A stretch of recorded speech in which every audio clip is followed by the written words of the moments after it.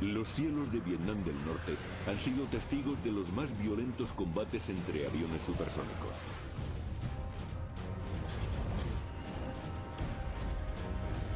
Entre derribo y derribo, un piloto norteamericano arriesgaba su vida tratando de conseguir un codiciado título: ser el primer as de la Fuerza Aérea en la Guerra de Vietnam.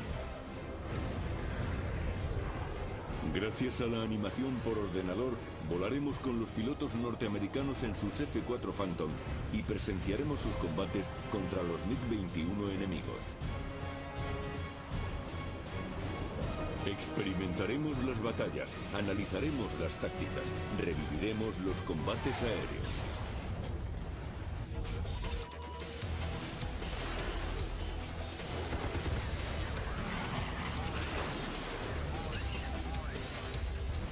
Combates aéreos, infierno sobre Hanoi. 16 de abril de 1972. La Fuerza Aérea Norteamericana lleva 8 años combatiendo en Vietnam.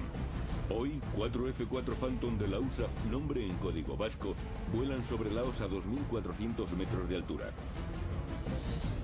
Los Phantom esperan para escoltar a los bombarderos B-52 que se dirigen al corazón de Vietnam del Norte. La guerra aérea está en marcha. Pero hay cierta confusión. Los B-52 están todavía en tierra y los Phantom siguen quemando combustible, unos 68 kilos por minuto. Para reducir la resistencia, el jefe de la escuadrilla, Fred Olsted, ordena desprenderse de los depósitos suplementarios centrales, ya vacíos. Pero su escaso peso hace que gasten mucho combustible. Los pilotos de Phantom saben que no se puede hacer nada para impedir que un avión como este acabe con todo el combustible. Así que había que tomar una decisión. Olsted tenía dos alternativas: esperar a los B-52 y correr el riesgo de quedarse sin combustible, o emplearlo en una misión secundaria, dar caza a los MiG norvietnamitas. Olsted eligió a los MiG, los bandidos azules, y dio un giro de 180 grados con sus Phantoms. La escuadrilla vasco pasa a la caza. En el número 3 volaba un buen amigo de Olsted, Dan Cherry. Fred dio la vuelta y se dirigió hacia Hanoi. Metimos gases, aumentamos la velocidad y cruzamos la frontera de Vietnam del Norte.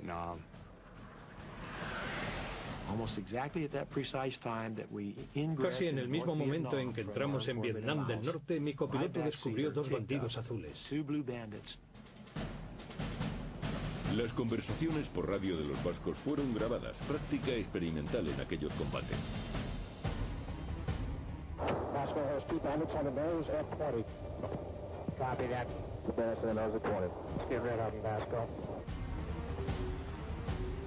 Dos MiG plateados se encontraban frente a los Phantom a unos 30 kilómetros y se acercaban rápidamente.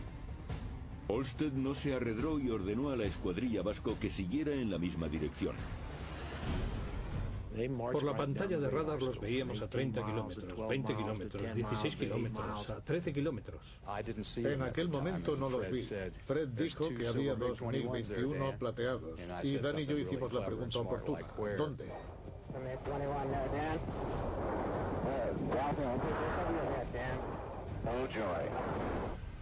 Cuando los bandidos azules estuvieron cerca, se inició el combate. Olsted y su punto se prepararon para darles caza. Subieron con los Phantom y luego viraron 180 grados. Maniobraron para situarse por encima y por detrás de su adversario, buscando posición de disparo.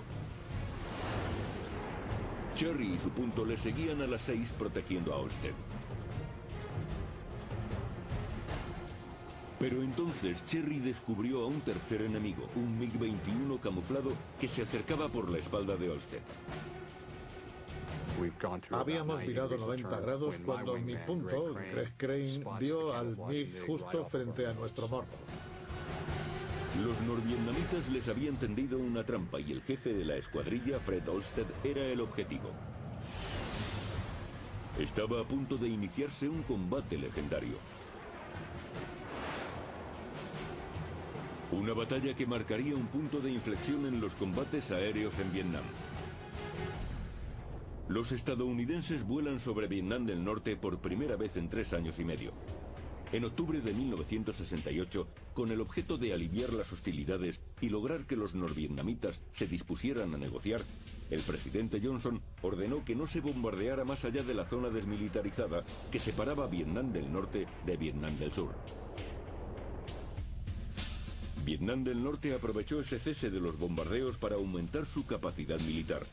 En 1972 estaban preparados para organizar una gran ofensiva y enviaron cientos de miles de soldados y muchos blindados por la ruta de Ho Chi Minh. Habían acumulado aproximadamente 200.000 soldados al norte de la zona desmilitarizada, o sea, 20 divisiones y 600 carros de combate. Para hacernos una idea, esos eran aproximadamente los efectivos del ejército alemán en la batalla de las Ardenas. En marzo, los norvietnamitas cruzaron la zona desmilitarizada.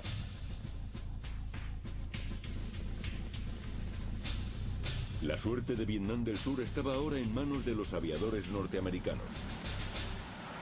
El 9 de abril de 1972, por primera vez en el conflicto de Vietnam, los bombarderos B-52 cruzaron la zona desmilitarizada, avanzando hacia el norte. Bombardearon las líneas de suministro y las concentraciones de tropas que daban soporte al avance comunista. La tregua había terminado.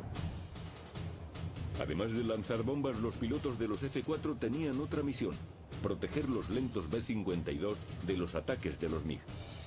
Recuerdo el aviso que nos dio el jefe de Estado Mayor.